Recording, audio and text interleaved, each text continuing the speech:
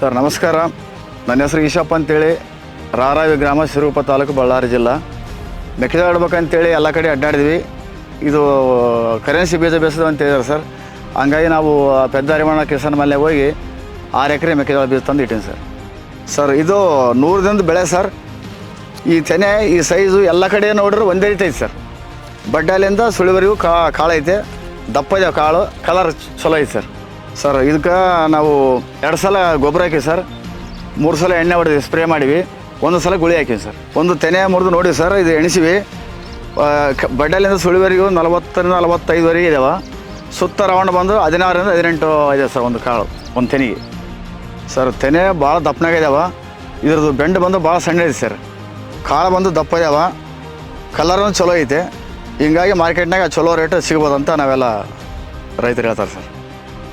20 ದಿನ ಕಟಿಂಗ್ ಮಾಡ್ತಾರೆ. ಇದು ಫುಲ್ಲು ಮಾಸ್ಟರ್ ಐತೆ. ಇನ್ನು ಮಾಸ್ಟರ್ ಹೋದ್ರೆ ಆರೆಂಜ್ ಕಲರ್ ಬರ್ತದೆ. ಈ ಹೊಲ ನೋಡಿ ಎಲ್ಲ ರೈತರು ಬಂದು 35ರಿಂದ 40 ಕ್ವಿಂಟಲ್ ಬರ್ತಂತ ಹೇಳ್ಯಾರ.